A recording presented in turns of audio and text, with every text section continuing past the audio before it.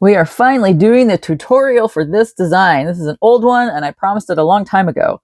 I think I originally called this like a cyber nail design, but it never quite sat right with me. It reminds me of that, but I just realized it also sort of reminds me of an abstract or stylized Chinese dragon symbol design. So I think maybe we'll call this the cyber dragon nail since it kind of feels a little like both to me. Let's get started.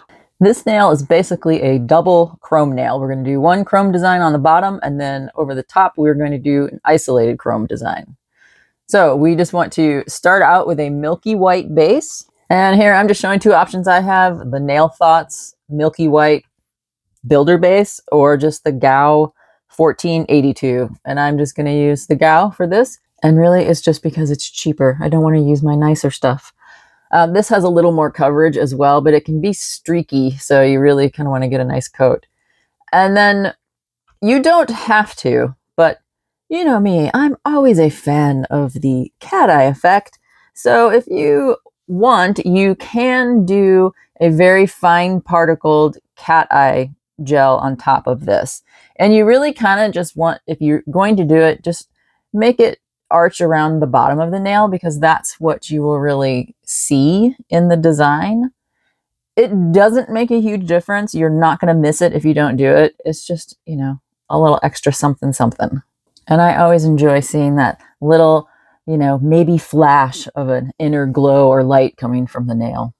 And frankly, I keep going back to the Gaoy Silvery Moonlight or the Born Pretty Flowing White Light cat eyes.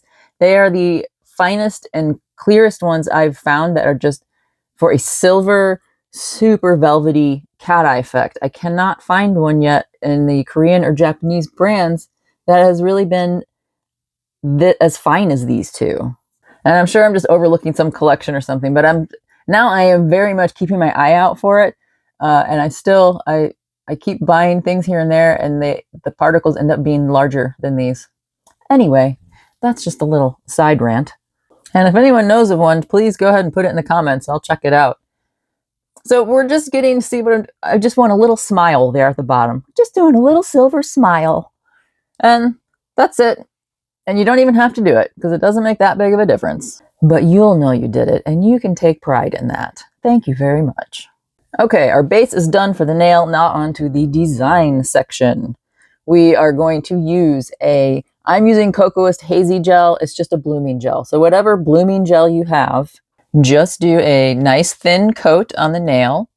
And then this part is a little squiggly. Everyone may have a slightly different way they want to do it. We are just trying to get a washed out, streaky, smoky effect going down mostly the center of the nail.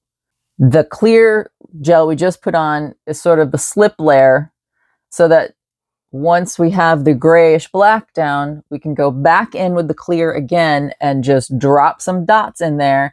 And because we have that wet clear layer down, we now will get clear circles that will bloom instead of using a color to bloom. So that's why I'm doing this process.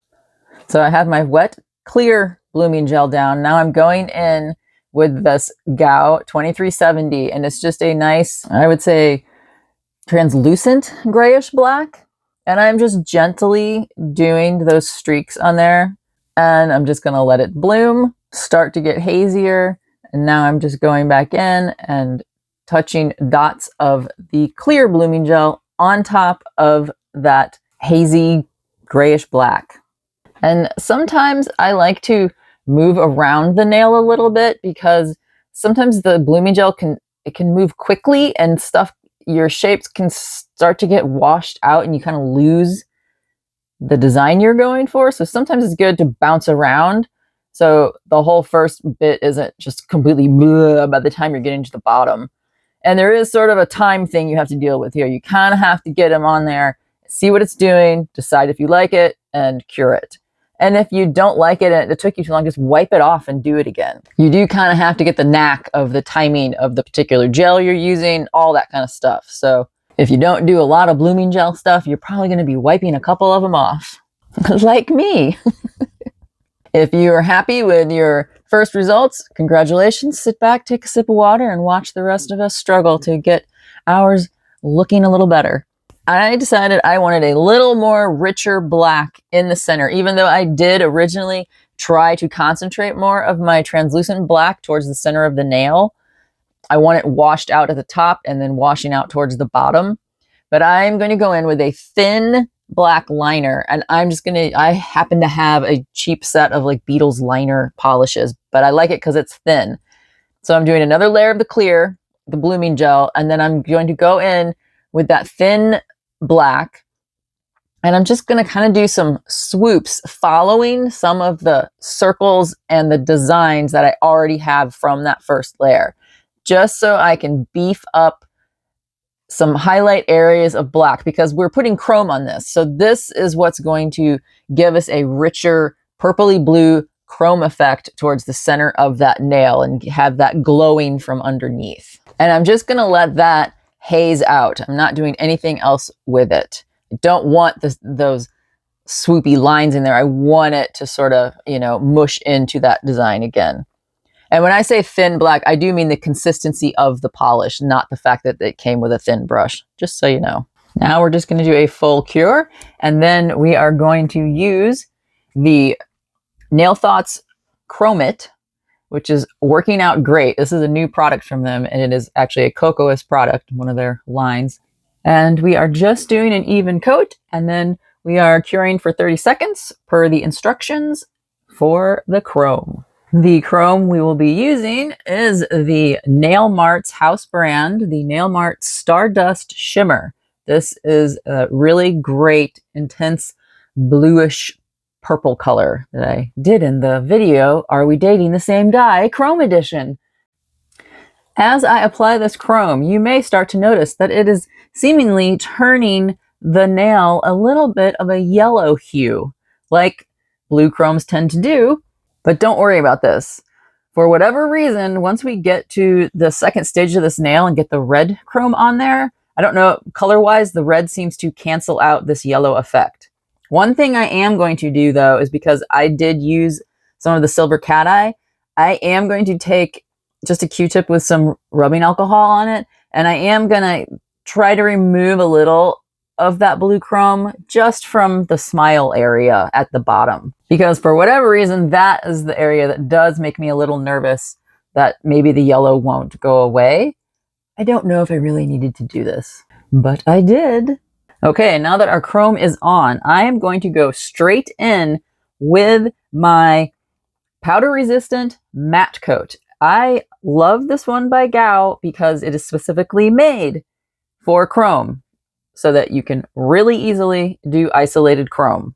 Side note, one matte top coat that I hate is Koopa's, actually, because the Koopa matte has a weird rubbery feel even after it's cured, and powdered chrome still sticks to it, so you can't even use it for isolated chrome. And I can just hear someone typing right now, well, you just need to clean it with alcohol. Guess I don't want to clean it with alcohol. And guess what? This one, I don't have to. Yay! So that's literally the name of it. Powder Resist Matte. Can you tell I'm doing this while I'm tired? So, cure that, and now we're ready for our isolated chrome. Ooh, it's all misty and smoky looking now with the matte coat on. Okay, now we are doing the Cyber Dragon design on it. I'm using the Kokoist Black Accessory Bond. The hardest part about this step is finding which damn brush is going to work the best. I end up using a variety of them. This technique is much more forgiving than what it looks like when you're doing it. You're going to feel like, oh God, this is so sloppy. It's going to look horrible. But it's really not. It always shocks me how it just, that chrome just magically makes everything look like it was on purpose. You are going to be very tempted to make thicker lines and fill up the space. I kept doing this, which is why you can see on the left, there's about 5 nails on that little nail stand because I kept experimenting with it. You can do some rather narrow lines and it's still going to have a nice effect, and more of the blue will show through. And I'm really just going in and I'm doing swoops and kind of viney looking things on it, curves. And I'm also trying to follow some of those shapes that are in that lower layer. In the original nail, I am really doing a lot of sort of circles around it.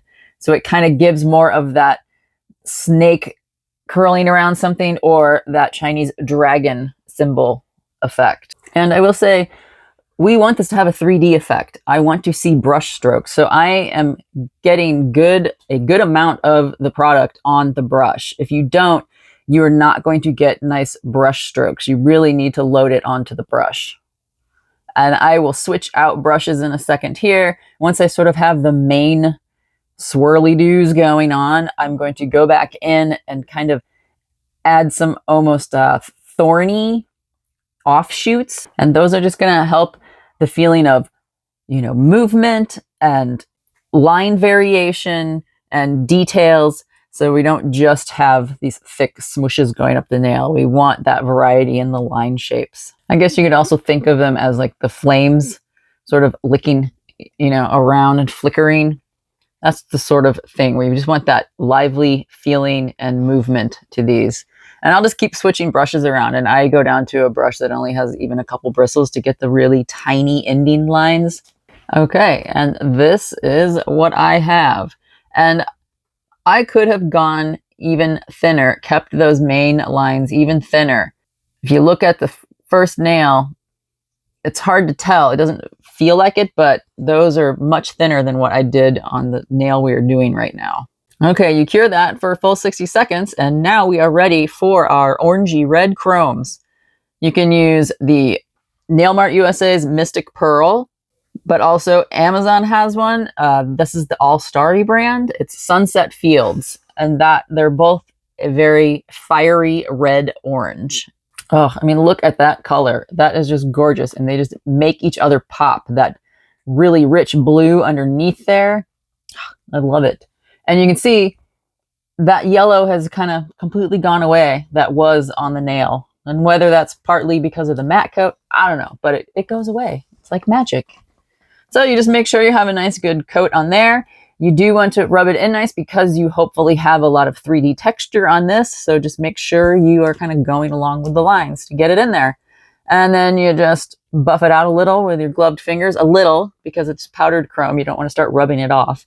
And then top coat it, and you're done.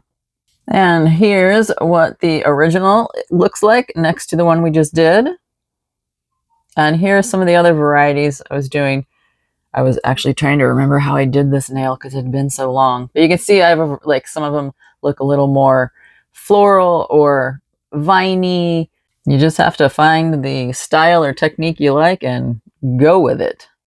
I think these three are my favorites. So the one on the left is definitely more of a botanical feel to it, or a curly vine. The center one is the original one, and the one on the right is the one that we just completed. So there you have it. The Cyber Dragon nail. I know I hate that I have to name all these, but I have to call them something. Otherwise, I'll never keep track of my files. So there you go. Thanks for watching.